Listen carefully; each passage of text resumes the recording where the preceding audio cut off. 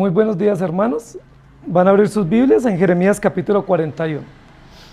Jeremías capítulo 41 es el capítulo que nos ocupa hoy, en esta mañana, y es un capítulo supremamente interesante que describe algunos acontecimientos que tienen que ver con la posterior invasión de Babilonia y la destrucción del templo, y tienen que ver también con asuntos de orden público después de que Babilonia ha tomado control de la ciudad de Judá y de Jerusalén. Jeremías capítulo 41. Hemos visto en los capítulos anteriores cómo Jerusalén y Judá han sido un verdadero campo de batalla. Ha habido muchísimos muertos, ha habido una invasión terrible, ha sido torturado el rey, ha sido llevado cautivo, han sido torturados los hijos del rey, muchos judíos han sido exterminados, muchos han tenido que huir. Luego, posterior a eso, el rey de Babilonia estableció protección para el profeta Jeremías en Ribla y establecieron como gobernador a Gedalías. Gedalías está como gobernador, lleva 3 meses como gobernador en Ribla, y es interesante que muchos grupos, especialmente grupos que han huido y que están escondiéndose u otros que están fuera del país, al ver que se ha establecido un nuevo gobierno, se han reunido junto a Gedalías para apoyarlo en el gobierno. Vamos a estudiar hoy sobre Gedalías y vamos a estudiar sobre lo que significa un gobierno temporal como el de Gedalías. Gedalías significa Dios es grande. Gedalías es hijo de Ahicam y es amigo personal de Jeremías. Gedalías fue quien le salvó la vida a Jeremías y quien lo protegió, y luego ahora Jeremías es el que le salva la vida a Gedalías. Hay una deuda de gratitud natural recíproca entre los dos, y los dos están pues unidos en este momento histórico, viviendo en Ribla y apoyándose mutuamente en medio de esta situación devastadora y de subyugación. Gedalías significa Dios es grande, y ese es el título de la predicación de hoy. Dios es grande. Dios es grande. Cuando nosotros pensamos en la grandeza de nuestro Dios, casi siempre asociamos la grandeza de Él con acciones benévolas, es decir, de misericordia, de condescendencia, de gracia, de compasión y prosperidad. En ese sentido es que nosotros relacionamos ese atributo de nuestro Dios. Dios es grande. Pero a la luz del capítulo 41 y usando como base el significado del nombre del gobernador, Dios es grande, vamos a hablar de la grandeza de Dios relacionada no con su misericordia, sino relacionada con su justicia. Dios es grande en su justicia o en su juicio, y eso es supremamente interesante. El capítulo anterior comenzamos a ver el preámbulo de la introducción en la escena de un hombre llamado Ismael, que habíamos analizado en capítulos anteriores. Ismael era un hombre cercano al trono, de familia real, y que conocía un poco el tema del reino del rey Sedequías y estuvo presente en algunas situaciones. Ismael se ha aliado ahora con el rey amonita y se le ha advertido al gobernador Gedalías que Ismael, que es uno de los que se ha unido para apoyar el gobierno de Gedalías, va a asesinar al gobernador.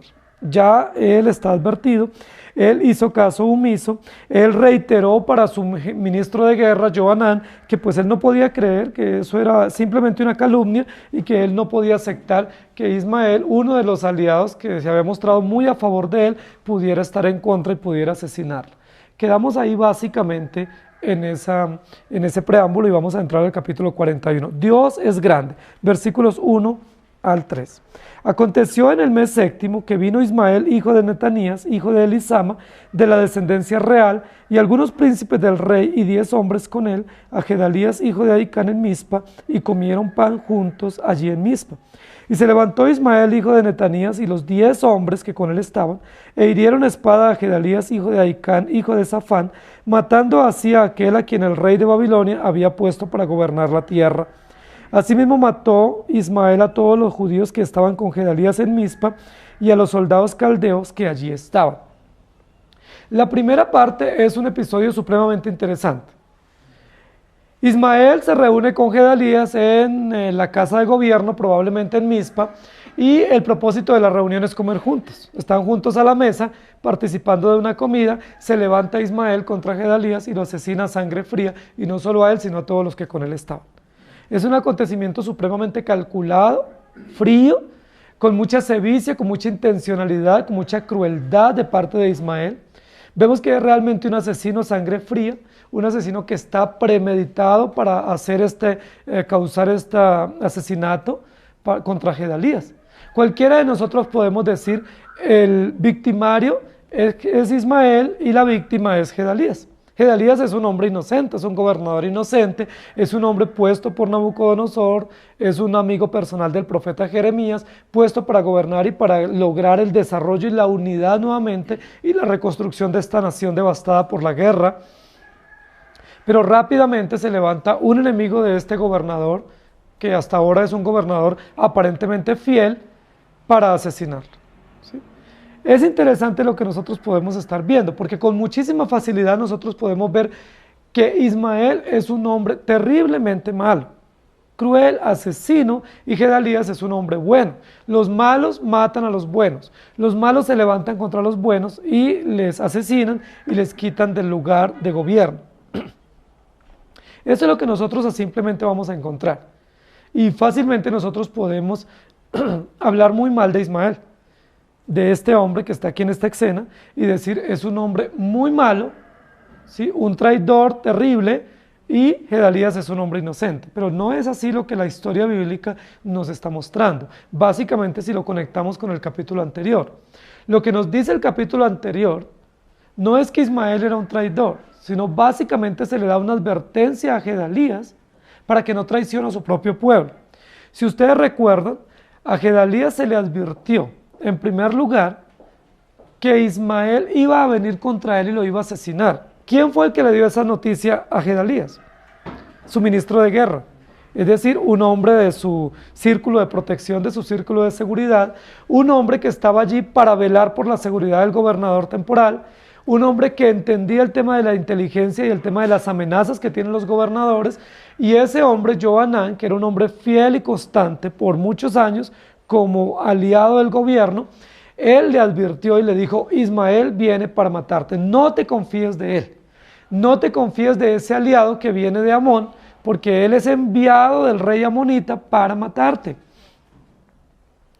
¿Qué hizo el gobernador Gedalías ante esa información? Lo que la Biblia nos dice es que no creyó. Es decir, ¿quién fue el traidor en esta escena? Fue Gedalías. ¿Gedalías a quién traicionó? Gedalías primero traicionó a su ministro de defensa. Lo traicionó porque él, a través de acciones de inteligencia, conoció que este hombre pretendía la muerte del gobernador. Gedalías traicionó a su amigo y a su compañero de trabajo y a su ministro de defensa porque no creyó esta información. Él debía haberle creído.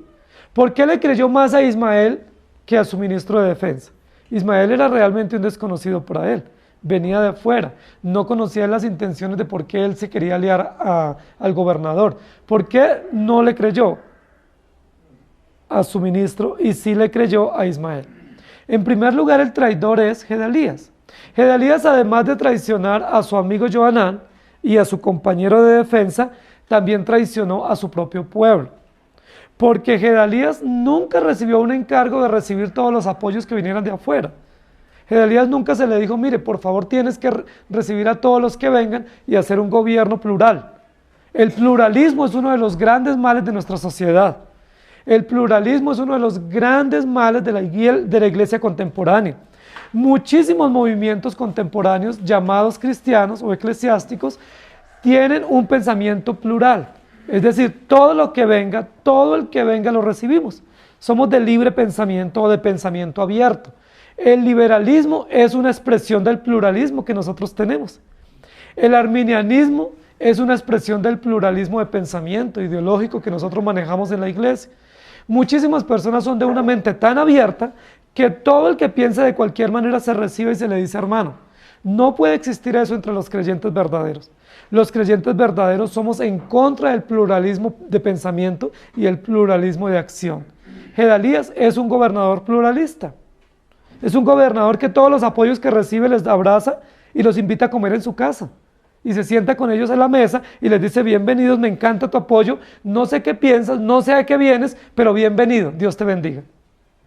Muchísimas personas piensan que todo el que llega a la iglesia hay que recibirlo con los brazos abiertos y hay que hacerlo sentir en casa como si fuera miembro de la casa, cuando muchos de ellos no son miembros de la casa, Son extraños que quieren venir a causar daño al rebaño. Muchos de ellos son falsos profetas. Muchos de ellos son personas que nos pueden causar daño.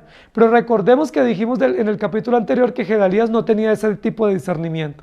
En su mente expansionista o pluralista, no tuvo el discernimiento que debe tener cualquier gobernador para decir, no puedo recibir a este hombre, o por lo menos escudriñar la información que le estaba dando este compañero de trabajo, este soldado fiel, que era un ministro leal a él, que era Johanán. La Biblia lo que nos dice es lo contrario, que en lugar de él aceptar lo que Johanán le dice, más bien invita a Ismael a comer en su casa. Eso es lo que dice el versículo número 1. Dice, y comieron pan juntos. Esa es una expresión supremamente interesante. ¿Con quién estaba comiendo pan Gedalías? Con su propio traidor, con su propio enemigo, del cual ya se le había advertido, en su propia casa y probablemente en el palacio donde él estaba gobernando. Es interesante que nosotros veamos eso. No tuvo discernimiento, no tuvo sensibilidad hacia proteger el gobierno y proteger a su pueblo, sino que recibió a cualquiera. Y esa fue una traición de parte de Gedalías, traición a Johanán, traición a su propia conciencia y traición al propio pueblo. Realmente más que Ismael ser traidor contra Gedalías, quien es traidor aquí es Gedalías contra su propio ministro y contra su propio pueblo. Gedalías es un traidor. Dios es grande, porque en primer lugar va a juzgar la traición del gobernador Gedalías. Dios va a juzgar. Un gobernador así no debe gobernar. ¿Y saben a cuánto tiempo de gobierno Gedalías murió? A sangre fría en su propia casa, alrededor de su propia mesa, a los 3 meses. 3 meses solamente tenía Gedalías de estar gobernando. Y cualquiera a nivel internacional podía estar viendo y calificando muy buena la acción de Gedalías. Está tratando de unificar la nación, está tratando de conciliar todos los diferentes pensamientos y entonces, por supuesto, vamos a tener una nación rápidamente floreciente. Es probable que a nivel político se estuviera viendo eso muy bien. Es probable que a nivel económico y militar se estuviera viendo muy bien esas acciones de Gedalías. Pero ¿cómo las está viendo Dios? Dios nunca nos ha dicho que tenemos que reunir a todos los que piensan diferente y reunirnos en el mismo lugar y comer pan con ellos. La Biblia dice, el que no es conmigo, es contra mí. El que no se comporta y no vive de acuerdo al pensamiento correcto, no le digáis hermano, ni le digáis bienvenido. La Biblia dice, no te juntéis con aquellos que llamándose hermanos, adulteren y sean fornicarios y asesinos. Dice, no los llaméis hermanos, ni siquiera toquéis su ropa contaminada. La palabra del Señor nos advierte. Debemos revisar a quién recibimos en nuestra casa y con quién comemos y a quién nos invita. Gedalías no tuvo ese discernimiento. Él pensaba que una muestra de solidaridad y de una acción política agradable era sentarse con cualquiera a la mesa a comer. Y no es así. Dios cortó rápidamente la vida del gobernador. Y en su propia casa, por mano de un hombre que viene de fuera, Ismael, fue muerto a sangre fría. En su propia mesa, y se levantó Ismael, hijo de Netanías, y los 10 hombres que con él estaban, e hirieron a espada a Gedalías, hijo de Ahicam, y mataron a todo aquel que el rey de Babilonia había puesto para gobernar. Gedalías ha muerto. Dios es grande. ¿Por qué Dios es grande? Y lo relacionamos con este asesinato, del cual pudiéramos decir que fue un acto de traición. Porque Dios es grande al juzgar la traición y el engaño y el pluralismo de este gobernador Gedalías. Dios no acepta ningún pensamiento pluralista dentro de la iglesia, ni de amplitudista. Dios juzga y por lo tanto quitó a este gobernador rápidamente para que no gobernara y para que no continuara con su pensamiento. Dios juzga la traición de este gobernador.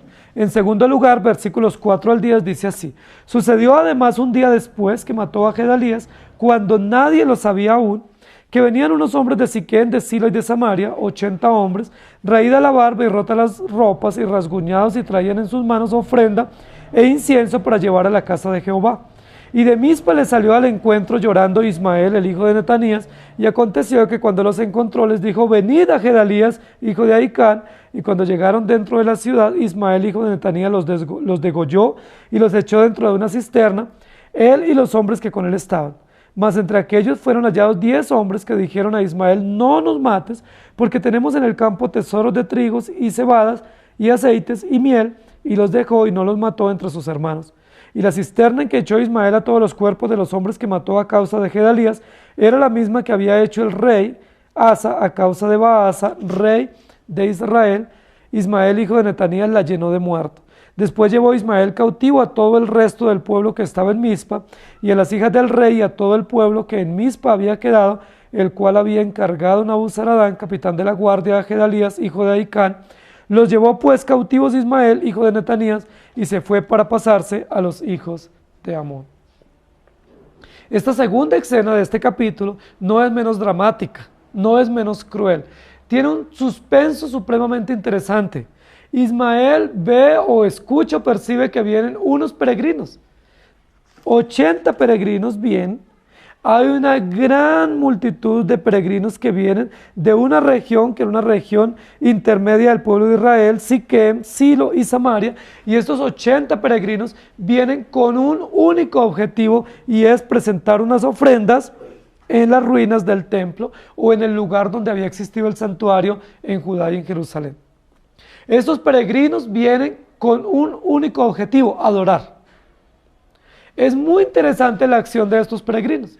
Se han reunido o se han puesto de acuerdo todos para hacer un largo peregrinaje para llegar hasta las ruinas de la ciudad y presentar una ofrenda, probablemente en el lugar del templo. La Biblia no nos dice si eran sacerdotes, no nos dice qué tipo de personajes eran, sencillamente dice que el número exacto era de 80 y que el único fin de ellos era presentar ofrendas en el templo. Cualquiera de nosotros diría: maravilloso este acto. En medio de un país que no tiene rey, que el rey ha sido muerto, el profeta no está, no hay sistema sacerdotal, el templo ha sido destruido, la ciudad quemada, hay un grupo de peregrinos que se comisionan para ir a adorar. Lo más probable es que estos peregrinos estaban celebrando la fiesta de los tabernáculos, porque la Biblia dice que esto aconteció en el mes séptimo. Y en el mes séptimo se celebraba la fiesta de los tabernáculos. Recordemos que en la fiesta de los tabernáculos todos los judíos de todos los rincones del país debían bajar hasta Jerusalén y debían vivir durante 7 días en unas enramadas o de unas chozas hechas de ramos de árboles. Debían comer ahí afuera, en la terraza o en las afueras donde hacían estas chozas, y celebrar con gratitud a Dios porque Dios los había guardado durante 40 años de peregrinaje en el desierto. Lo más probable es que estos peregrinos estaban celebrando la fiesta de los tabernáculos. Y nos parece supremamente maravilloso, admirable, loable, que sin tener un rey, sin tener un sacerdote, estos hombres sean convocados y no olviden esta celebración a pesar de las ruinas del templo. ¿Qué les parece a ustedes? Interesante. Ellos vienen a recordar y a ofrendar a Dios. Pero ¿saben qué no es interesante? Lo que no es interesante en esta escena son varios aspectos. Primero, que estos hombres venían con manifestaciones propias de dolor en sus propios cuerpos. Versículo 5. Dice la Biblia que tenían raída la barba y rota las ropas y rasguñados en su cuerpo y ofrendas en sus manos con incienso para llevar a la casa de Dios. En primer lugar, si ellos iban a celebrar la fiesta de los tabernáculos, la fiesta de los tabernáculos era una fiesta de alegría, era una fiesta de gratitud, de admiración, de celebración. No era una fiesta de dolor, no era una celebración de luto. ¿Por qué ellos, dice la Biblia, que traían raída la barba y rota las ropas? No hacía parte de la celebración de los tabernáculos. Lo más probable fue que ellos pensaron que esa era una buena actitud de dolor y de luto para mostrar pues toda su consternación por las ruinas de la ciudad. Probablemente nunca ellos habían visto la ciudad destruida y ahora vienen y saben que la van a encontrar en ruinas, entonces tienen una manifestación externa de dolor. Los judíos se les permitía manifestar su dolor, su luto, su consternación, cortándose o rayándose la barba y cortándose la ropa y también poniéndose silicio, vistiéndose de silicio y poniéndose ceniza en la cabeza. Hasta allí no habría mucho problema, porque nosotros diríamos, como la ciudad está destruida, ellos tienen una manifestación de luto externo. Sin embargo, lo que la Biblia dice ahí continuando es, y rasguñados. Eso lo prohibía la ley. es decir, haciéndose marcas en el cuerpo, como especie de tatuajes o como especie de laceraciones en el cuerpo, donde ellos se sajaban el cuerpo, se cortaban para mostrar mayor dolor, mayor luto. Muchísimas personas hacían eso, pero ningún judío lo podía hacer. Era un acto abominable para Dios y lo sigue siendo porque Dios no cambia. Dios nos prohíbe cortarnos, sajarnos o marcarnos el cuerpo para manifestar algún tipo de actitud. Cuando estos 80 peregrinos vienen no solamente con manifestaciones judías, que era raerse la barba y cortarse la ropa, que eran manifestaciones legítimas de dolor judío, sino también rasguñados en su cuerpo, lo que nos muestra es que hay una mezcla. Es decir, hay un paganismo mezclado con acciones propias de los judíos. Es decir, hay un sincretismo. Nuevamente, Gedalías es pluralista, ¿cierto? Pero ¿quién está ahora siendo sincrético en su manifestación de adoración? Estos 80 peregrinos son sincréticos, es decir, pluralistas, no importa. Acojamos lo bueno de nosotros y también acojamos lo bueno de los paganos, a su modo de ver. Entonces, lo nuestro sería cortarnos la barba, cortarnos la ropa, pero lo de los paganos, rasguñarnos, y ellos mismos lo encarnaron en su propia manifestación de dolor. Eso es una actitud profundamente abominable para Dios, porque es una mezcla, ¿sí?, de verdad con mentira, lo cual constituye una completa mentira o engaño. Ellos pretenden adorar a Dios de la manera incorrecta y con la actitud incorrecta. Ellos pretenden venir al templo a celebrar esta fiesta inolvidable para los judíos, pero con una actitud equivocada y de la manera incorrecta. Y Dios no puede pasar eso por alto. Ellos realmente son unos adoradores engañadores y engañosos. No es tan admirable que ellos vengan a celebrar esta fiesta. Es más bien profundamente censurable que ellos vengan de esa manera. Y lo otro que dice la Biblia es que ellos traían ofrendas. Y por supuesto, todo judío debía presentarse al templo con ofrendas. No podía llegar nadie con las manos vacías. Sin embargo, ¿qué tipo de ofrenda traían estos 80 peregrinos? La Biblia dice que las ofrendas que ellos traían eran ofrendas incruentas, es decir, ofrendas de libaciones y ofrendas de trigo, de cebada, de frutas, y eso es abominable delante de Dios para un tipo de celebración como esta. Porque la Biblia dice, y en las 3 fiestas principales, si ustedes recuerdan, la Pascua, la fiesta de las cosechas y la fiesta de los tabernáculos, se debían ofrecer ofrendas cruentas. Es decir, que implicaran la muerte de un animal y el derramamiento de sangre, porque eran ofrendas expiatorias, eran holocaustos de gratitud, eran ofrendas de paz. En las ofrendas de paz, los holocaustos y las expiaciones tenían que ser cruentas. Estos peregrinos, sus ofrendas eran incruentas, es decir, eran ofrendas que no agradan a Dios. ¿Recuerdan ustedes cuando Abel y Caín se presentaron delante de Dios con una ofrenda? ¿Se acuerdan que uno de ellos llevó una ofrenda incruenta? Caín. Y Abel presentó una ofrenda cruenta. ¿Cuál fue la ofrenda que Dios aceptó? La ofrenda de Abel. Pero no era porque era mejor o peor que la de su hermano, sino porque la ofrenda de Abel era una ofrenda cruenta. Es decir, implicaba muerte, implicaba dolor, implicaba derramamiento de sangre. Es decir, implicaba expiación. Es decir, la ofrenda de Abel era una ofrenda cristológica aceptada. Y la ofrenda de Caín era una ofrenda incruenta, que representa el paganismo, el humanismo y lo que a nosotros nos parece que Dios va a recibir como agradable. Estos peregrinos, además de venir con una actitud física y con un aspecto equivocado, lo que traen en sus manos para ofrecer en el templo también es equivocado, porque su ofrenda es incruenta. Y Dios no acepta ese tipo de ofrendas cuando nosotros venimos a recordar la obra de Cristo y a presentar en el lugar santísimo o en el santuario. No se podía poner o no se puede poner en el altar del sacrificio una ofrenda incruenta. No se puede poner en el propiciatorio, el sumo sacerdote, una ofrenda incruenta, porque eso no tiene ningún valor contra nuestros pecados. Eso no habla de la expiación y la muerte de Cristo. Cuando la Biblia habla de estos peregrinos, nos dice que su aspecto era equivocado y su ofrenda era equivocada, entonces nosotros vamos comprendiendo que el hecho de que Ismael haya salido al encuentro y los haya degollado, aunque él realmente es un asesino en serie, el problema no es tanto de Ismael, El problema es de estos peregrinos. Más que Ismael ser un asesino y un hombre que con frialdad asesina a personas inocentes, entre comillas, lo que nos muestra la Biblia es que Dios no tolera que su adoración sea falsa. La liturgia, el culto, la adoración a Dios tiene que ser correcto. Esto es una acción litúrgica profundamente censurada por nuestro Dios. No se puede llegar de cualquier manera. No se puede presentar uno de cualquier manera frente a Dios y no podemos ofrendar lo que a nosotros se nos ocurra. No es así. Si es así como a nosotros se nos ocurra, estamos siendo sincréticos, estamos siendo pluralistas, estamos siendo liberales en nuestra adoración y Dios no acepta eso. La liturgia correcta está claramente determinada en la Escritura. Lo que Dios le agrada, cómo se debe hacer, las actitudes y los motivos están determinados, delineados y debe hacerse de esa manera. Hay muchas personas que dicen, bueno, estamos en una era de innovaciones.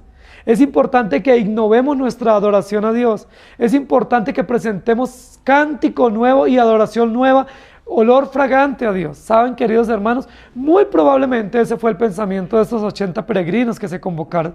Presentemos algo diferente a Dios. Estamos en una época diferente, sin rey, sin sacerdote, sin templo. Presentemos algo que a Dios le llame la atención, diferente a lo que tradicionalmente se ha presentado. ¿Y saben qué Dios hizo con estos 80 peregrinos? Dice la Biblia, salió Ismael, fingió el dolor que ellos tenían, imitó, simuló que él estaba también consternado por la destrucción de la ciudad, les hizo cambiar de dirección en su intención de ir a adorar y los degolló a 70 de ellos. Ahora, es interesante también que estos 80 peregrinos se dejen desviar de su lugar de adoración con tanta facilidad por alguien que les sale al camino. Ismael sale al camino de manera ocasional, de manera fortuita, y les dice, yo también estoy con mucho dolor, ¿por qué no vienen a ver al gobernador? Caminen, quedémonos ahí. Y lo que nos muestra la Biblia es que ellos fueron desviados del camino con facilidad. Así es toda adoración falsa. Toda adoración y todo adorador falso se desvía con tanta facilidad. Se deja llevar de un lado para otro. No tiene un lugar fijo, no tiene un rumbo fijo. Es movido y llevado por cualquier viento. Y eso es lo que acontece con estos peregrinos. La Biblia dice que Ismael, a sangre fría, sin mediar palabra, los degolló. A 70 de ellos. 10 de ellos se salvaron porque le suplicaron que no los matara y en negocio o en transacción para salvar su vida, ofrecieron a Ismael parte de lo que ellos llevaban para ofrendar y otras cosas de lo que ellos tenían ahí para informarle. Dice la Biblia que ellos le dijeron que tenían en su campo tesoros de trigo, cebadas, aceites y miel, y entonces él no los asesinó, sino que les salvó la vida a estos 10. Es muy interesante también cómo estos adoradores, entre comillas, pretenden salvar su vida negociando su supervivencia con frutos incruentos como la cebada, el trigo, los aceites y los vinos. Es decir, ellos sobornan a este hombre enemigo para salvar su vida. Ellos lo que hacen es sobornarlo. La ofrenda que ellos tenían destinada para el templo, ahora la ofrecen a un ocasional peregrino que encuentran en el camino para salvaguardar su vida. Queridos hermanos, muchas personas frente a las amenazas cambian su rumbo de adoración. Muchas personas que van a un lugar a adorar, de un momento a otro cambian rápidamente y negocian sus principios con ofrendas, negocian sus principios y sus ideales con pequeñas cosas como cebada y trigo y como cosas materiales. Eso es lo que hacen esos peregrinos. Los otros 70 murieron y 10 se salvan. ¿Por qué se salvan? Porque sencillamente sobornaron a este asesino y lo sobornan con lo mismo que llevan para ofrendar en el templo. Del mismo campo donde sacaron las ofrendas para el templo, ahora las dan a este hombre o le entregan esta cosecha para salvar su vida. Dios juzga la falsedad de estos peregrinos. Dios es grande. No solo juzga la traición de Gedalías, porque era un traicionero con su pueblo y con su amigo Johanán, sino que ahora juzga la falsedad de estos peregrinos que pretenden adorar a Dios con cosas extrañas y con actitudes extrañas.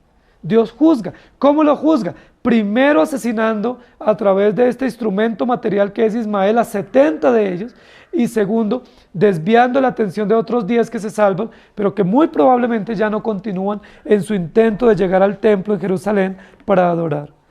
Dice la parte final de esta sección, versículo 9, que estos 70 muertos fueron echados en una cisterna, en una fosa común, y fueron cubiertos allí y dejados allí en una cisterna que se había hecho justamente por el rey Asa para proveer agua en caso de que la ciudad fuera sitiada, tener un lugar de provisión de agua para no morirse de sed.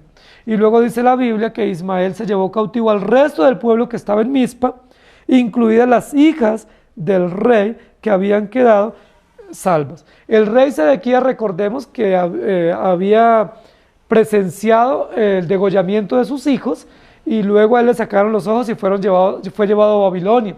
Pero las hijas se habían salvado, probablemente para legitimar la acción del nuevo gobernador en términos políticos, o probablemente se habían salvado para tenerlas como botín en caso de una negociación política.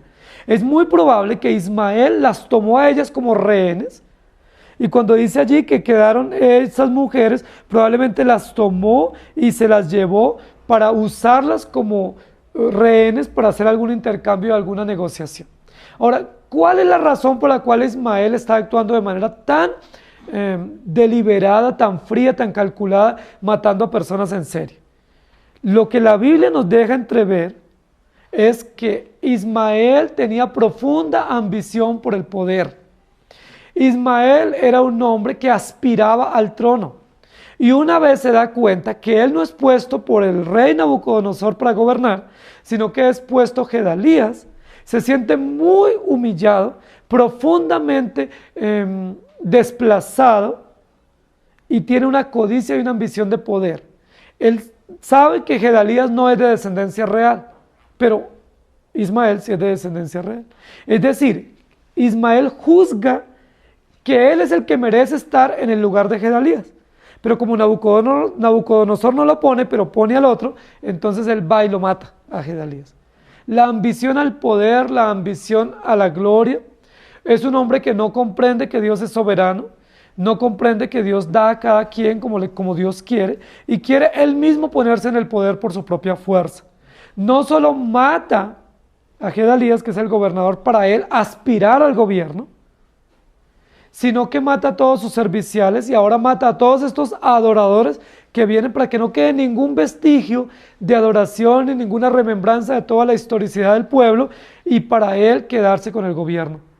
Ahora, además de eso, lleva cautivas a las hijas del rey Sedequías como botín, probablemente para él aspirar políticamente al gobierno, porque él considera que debe ser el gobernador por su descendencia real y no debe ser ningún otro. Y luego vamos a la tercera parte, versículos 11 al 18, porque Dios es grande. Y oyeron Johanán, hijo de Carea, y todos los príncipes de la gente de guerra que estaban con él, todo el mal que había hecho Ismael, hijo de Netanías. Entonces tomaron a todos los hombres y fueron a pelear contra Ismael, hijo de Netanías, y lo hallaron junto al gran estanque que está en Gabaón. Y aconteció que cuando todo el pueblo que estaba con Ismael vio a Johanán, hijo de Carea, y a todos los capitanes de la gente de guerra que estaban con él, se alegraron. Y todo el pueblo que Ismael había traído cautivo de Mizpa se volvió y fue con Johanán, hijo de Carea. Pero Ismael, hijo de Netanías, escapó delante de Johanán con 8 hombres y se fue a los hijos de Amón. Y Johanán, hijo de Carea, y todos los capitanes de la gente de guerra que con él estaban, tomaron a todo el resto del pueblo que había recobrado de Ismael, hijo de Netanías, a quienes llevó a Mizpa, después que mató a Gedalías, hijo de Ahicam, hombres de guerra, mujeres y niños y eunucos que Johanán había traído de Gabaón. Y fueron y habitaron en Jerarquitam, que está cerca de Belén, a fin de ir y meterse en Egipto, a causa de los caldeos, porque los temían por haber dado muerte a Ismael, hijo de Netanías, a Gedalías, hijo de Ahicam, al cual el rey de Babilonia había puesto para gobernar la tierra. Esta tercera parte es la huida de Ismael. Dice la Biblia que Ismael huyó, y cuando oyeron Johanán lo que había acontecido, y todos los seguidores o todo el soldado, el ejército del momento, que vieron esto que aconteció, comenzaron a perseguir a Ismael. ¿Quién es el que está comenzando a perseguir a Ismael? Johanán. ¿Quién es Johanán?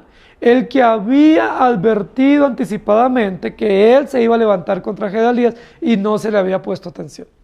Una vez este hecho se cumple, una vez Gedalías es muerto, Johanán es informado y se levanta con sus soldados para perseguir a Ismael. Ismael no solo mató a Gedalías, sino que se llevó las hijas de Sedequías que estaban protegidas en Mizpa y huyó con otros y mató a muchísimos peregrinos. Ismael debe ser juzgado, debe pagar, es lo que piensa Johanán. Lo que piensa Johanán es, yo como ministro de defensa, en defensa de este gobernador que ha sido asesinado de manera injusta, debo juzgar o debo velar por la vida de este hombre y tomar la vida de Ismael. Ahora, ¿qué es la otra cosa que está pensando probablemente Johanán? Si nosotros no tomamos a Ismael y lo cautivamos, y lo tenemos para presentarlo, o lo matamos y lo presentamos ante Nabucodonosor, lo más probable es que Nabucodonosor, cuando venga y se informe que el gobernador que él puso acá para representar a Babilonia como una colonia de ella, y fue muerto y no se sabe quién lo mató, por lo menos no se entrega al asesino, va a pensar Nabucodonosor que fue todo el pueblo de Israel culpable y probablemente extermine a todos ellos. La acción de Johanán es una acción política en defensa de él mismo y en defensa de su pueblo. Corramos todos tras Ismael, matémoslo o cautivémoslo para presentarlo como el asesino ante Nabucodonosor para que no nos culpe a todos nosotros. De lo contrario nos van a culpar a nosotros por haberlo matado y vamos a sufrir las serias consecuencias. Varias situaciones acontecen aquí. Primero, Ismael huye con algunos de sus hombres, se escabulla rápidamente, es un hombre que premeditadamente ha causado todo esto y él ya tiene la forma cómo escapar, cómo huir. Johanán se siente burlado porque él y su ejército no saben qué hacer, porque Ismael se les escabulló y ahora la única acción que pueden tener ellos es coger camino hacia Egipto y entregarse a Egipto. Recordemos que una y otra vez el profeta Jeremías, quien no es nombrado en este capítulo, es el primer capítulo de todo el libro de Jeremías donde Jeremías no aparece en escena, está tras bambalinas, probablemente en Mizpa. Este hombre ahora ha hecho algo interesante y es, Jeremías les había dicho, entréguense voluntariamente para salvarse la vida. Ellos dijeron, no nos entregamos, muchos de ellos, y se quedaron allí. Ya han sido asesinados muchos. Y otros tuvieron una gran expectativa política con Gedalías y es, vamos a levantar nuestra nación, vamos a demostrar que nos quedamos acá y que podemos hacer frente a toda esta devastación. Pero no era eso lo que Dios les había dicho. Dios nunca les dijo que algunos se quedaran. Dios nunca les dijo, quédense acá para salvarse. Dios nunca les dijo, únanse a un nuevo gobernador para salvarse. Dios les dijo, si se quieren salvar, váyanse a Babilonia. En segundo lugar, Dios les dijo, yo los voy a juzgar porque ustedes han sido rebeldes y el juicio va a consistir en muerte y cautividad. Espada, hambre, muerte y pestilencia. Eran los juicios que Dios tenía para estos judíos. Sin embargo, los que se quedaron, es interesante que ahora en lugar de entregarse a Babilonia, pretenden entregarse a Egipto. Todo lo contrario a lo que Dios les había dicho por parte del profeta Jeremías y todo lo contrario a lo que ellos debieran hacer frente a las circunstancias. Las circunstancias son supremamente nefastas para el pueblo, pero ellos no piensan en entregarse a Babilonia, sino entreguémonos a Egipto. Miren, queridos hermanos, ¿qué es lo que ellos están pretendiendo hacer estos judíos? Probablemente en cabeza de Johanán y de otros generales del ejército, escaparse de la reprensión de Dios. Es decir, Dios nos está juzgando, algunos ya murieron, otros fueron llevados cautivos, otros han sido torturados, otros han sido degollados, nosotros rápidamente escapémonos para Egipto y nos salvamos de la disciplina. Muchas veces cuando nosotros estamos frente al juicio de Dios pensamos que esa es una muy buena salida. Cuando Dios mandó a Jonás para ir a predicar a Nínive, Jonás dijo, yo voy, pero voy en sentido contrario. Yo sí voy, pero voy a emprender un viaje opuesto al que Dios me mandó. Eso hicieron estos hombres aquí en este momento, liderados por algunos soldados. Tomaron camino acercándose a Egipto. Egipto no era un imperio tan fuerte en ese momento, pero en algunos momentos reyes como Sedequías habían intentado hacer alianzas políticas y ellos los venían como benefactores de Palestina. Entonces fácilmente ellos dirían, bueno, si nos unimos allá vamos a ser protegidos y vamos a estar guardados y Nabucodonosor no nos va a ver o no nos va a alcanzar y no vamos a enfrentar el juicio de Nabucodonosor. ¿Saben a qué le temían estos judíos? A Nabucodonosor. Eso dice el capítulo en la parte final. Le tenían miedo a Nabucodonosor. Le tenían miedo a Babilonia. Yo les pregunto, ¿es correcto que le tengamos miedo a Nabucodonosor? La Biblia, ¿qué dice? ¿A quién le debemos tener temor? ¿A los que matan el cuerpo? ¿A los que destruyen el cuerpo? ¿A los que maltratan el cuerpo y nuestras posesiones o política o civil o militarmente nos oprimen? ¿O debemos tenerle temor a aquel que puede enviarnos al infierno? Dice la Biblia, sea Jehová Dios vuestro temor. La Biblia dice, teman al que puede mandar el alma al infierno, pero no le teman a las personas. Estos judíos habían visto todo el juicio de Dios severo, destruyendo el templo, destruyendo la ciudad, las murallas, llevándose al rey, se habían quedado sin gobierno, se habían quedado sin sistema sacerdotal, muchos habían sido llevados cautivos en las 2 deportaciones, muchos habían sido torturados, degollados.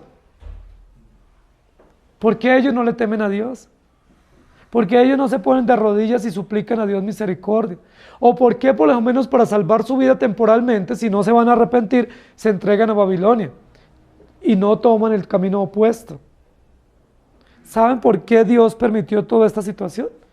Porque Dios juzga la rebeldía de su pueblo. Dios es grande. Dios es grande porque en esta tercera parte del capítulo juzga la rebeldía de su pueblo. Su pueblo quiere escapar del juicio de Dios. Piensa que si toman camino hacia Egipto se salvan. Y Dios les dice, no es así. Y toda la situación es una situación amenazante para ellos. Y dice la Biblia que muchos de ellos, aún el resto del pueblo, sufrió muerte, sufrió exilio, sufrió devastación.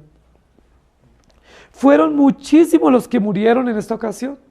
Se cuenta por la historia que fueron muchísimos hombres de guerra, mujeres, niños, eunucos y muchísima gente que pretendía huir, salvándose de las 2 deportaciones, huyendo allá. Dios les causa todo este juicio. Queridos hermanos, en este capítulo, que nosotros pensamos que es Ismael el malo del paseo, el malo de la historia, el traidor a quien merece juicio, realmente no es muerto. Cualquiera podría decir, los buenos prevalecen como Ismael, los malos prevalecen como Ismael y los buenos son torturados. Los inocentes son degollados y echados en una cisterna y los malos o los asesinos o los victimarios quedan en libertad, impunes. Cualquiera de nosotros a simple vista ve eso, pero cuando nosotros entramos en detalle nos damos cuenta todo lo contrario. Dios es grande porque Dios juzgó al traidor Gedalías. Dios es grande porque Dios juzgó la falsedad de los adoradores. Dios lo juzgó, pero Dios también es grande porque juzga la rebeldía de su pueblo. Su pueblo rebelde merece la justicia divina. Su pueblo rebelde no puede escaparse de la disciplina encaminándose hacia Egipto. Tienen que ser juzgados. Dios lo prometió, Dios lo determinó, lo reiteró una y otra vez por los profetas y ahora ellos no pueden pretender salvarse de este juicio de Dios. No pueden pretender que al no tener gobernador que los unifique, se salvan. Este pueblo también es sincrético. Es un pueblo que piensa que todas las opciones son válidas. Ellos tienen una teología circunstancial y es, ayúdate que yo te ayudaré. Es la teología de todo vale, de no importa las circunstancias, lo que importa es lo que yo pienso y creo que esto es correcto. No importa frente a las circunstancias, yo puedo actuar. Ellos creen que la providencia es segura para conocer la voluntad de Dios. Y hemos aprendido por la Escritura que la providencia es insegura para conocer la voluntad de Dios. La voluntad de Dios es perfecta y está determinada por la ley. Y las acciones providenciales de Dios no pueden ser guía segura para conocer la voluntad perfecta, inamovible de nuestro Dios. Este pueblo no puede escapar de la ira de Dios. Tiene que ser juzgado. Tiene que ser tratado de manera oficial como Dios ha determinado. Dios trae ahora confusión y temor para este pueblo. Dios trae angustia porque ellos saben que Nabucodonosor va a venir a pedir cuentas de su gobernador, de su pueblo, y ellos no van a poder presentar al asesino. Ellos no tienen la comprobación exacta de quién cometió estas crueldades porque lo dejaron huir. Es increíble. Todos estos ministros de guerra, todos estos soldados dejan huir al asesino y piensan que ellos son los buenos y el malo huyó. Pero no es cierto, queridos hermanos, no nos engañemos. No siempre los que cometen actos atroces son los malos y no siempre quienes sufren las consecuencias de los actos atroces son los buenos. Muchas veces lo que nos muestra la Escritura es quienes sufren las atrocidades de los actos políticos y civiles y militares son aquellos a quienes Dios tiene bajo juicio. Son aquellos a quienes Dios necesita disciplinar y corregir severamente. Dios ha determinado juzgar a su pueblo. Babilonia es una vara en la mano de Dios para juzgar a su pueblo. Pero algunos escaparon temporalmente de esa mano de Babilonia. Entonces viene este hombre enviado por los amonitas para seguir trayendo juicio contra los judíos. Y los que escaparon no podrán ir a Egipto porque ya Babilonia viene para alcanzarlos y para juzgarlos. Dios es grande. No podemos pensar que podemos escapar de la ira de Dios. Ni Gedalías con su pluralismo escapa de la ira de Dios. Ni estos peregrinos con su sincretismo y la adoración y la liturgia pueden escapar de la ira de Dios. Ni el pueblo con su rebeldía deliberada y con sus acciones circunstanciales por las cuales llevan a determinar sus principios pueden huir de la ira de Dios, sino que Dios es grande, juzga al gobernador, es decir, juzga a los políticos, juzga a la iglesia en su liturgia, pero juzga al pueblo en común por su rebeldía. Ninguno de nosotros escaparemos, ni el gobierno, ni la iglesia, ni la sociedad escapa de la ira divina. Dios juzga a todos por su traición, por su falsedad y por su rebeldía. Necesitamos, queridos hermanos, comprender que no podemos civilmente comportarnos de cualquier manera, porque Dios determinó cómo debemos comportarnos. No podemos pensar que podemos adorar a Dios de cualquier manera porque Dios determinó cómo se debe adorar. Y no podemos pensar que como ciudad o como ciudadanos podemos escapar de las determinaciones justas de Dios por acciones propias en defensa nuestra. Porque la rebeldía del corazón Dios la saca a luz, Dios la castiga, Dios la disciplina fuertemente. Y ya a modo de conclusión, nosotros podemos decir que esta amenaza terrible ocasionó tanta consternación en el pueblo judío que ellos establecieron un día de ayuno en honor a Gedalías, reconociendo que Gedalías había sido traicionado de manera inocente. Pero no es lo que la Biblia nos muestra. Es una de las páginas más tristes de la historia del pueblo de Israel. Es una historia, es una página a la cual quisiéramos pasar rápidamente y olvidarnos, marcada por los celos, por la envidia, por la hostilidad, por el afán al poder, por la mediocridad en la adoración, por la mezcla, la mistura, la combinación en las liturgias. Es una mezcla interesante. Cuando nosotros leemos la Biblia nos dice que no debemos mezclar los alimentos en la comida, que no debemos mezclar las semillas en los cultivos, que no debemos mezclar la ropa cuando nos colocamos la ropa de diversos colores. Todo ello para indicarnos que Dios no puede ser mezclado o que no hay pensamiento plural o que no debe haber sincretismo. Que los principios deben estar claramente determinados y no debe haber ningún tipo de mezclas o de combinaciones o de misturas, porque eso es una ofensa terrible contra los principios que Dios ha establecido. Dios odia a los adoradores, que aunque tengan buena intención, adoran a su manera. Dios odia a los gobernadores, que aunque tengan buena intención, gobiernan para sí mismos y para sus propios fines. Y Dios odia al pueblo que con buena intención piensa defenderse y piensa tomar acciones civiles con soborno y con intenciones propias humanas y que no se someten al camino de Dios. La pregunta es, ¿a quién estás aferrado? ¿A qué tipo de compañías estás aferrado? ¿A compañías que te llevan al mal o a compañías que te llevan al bien? ¿A qué tipo de compañías son las cuales tú te sientas a la mesa a comer? ¿Cuáles son las personas con las cuales tú te complaces? Probablemente son quienes van a lastimarte más. Probablemente tú estás haciendo con buena intención, pensando que recibes a alguien en tu casa, pero lo que estás haciendo es traidor a tus propios principios de fe. Mostrándote muy amigable, muy social y muy condescendiente con otro, pero probablemente traicionando tu propia fe.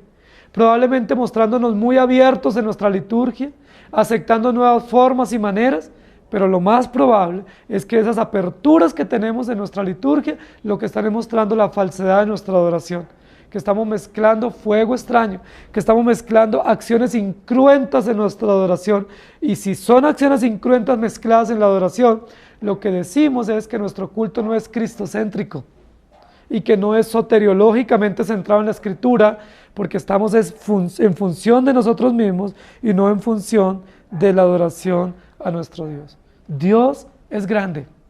Ninguno de nosotros escaparemos a la ira de Dios. Ninguno de nosotros escaparemos a la justicia de Dios, a su brazo extendido contra nosotros. No hay lugar donde podamos huir. El salmista decía, ¿a dónde huiré de tu presencia?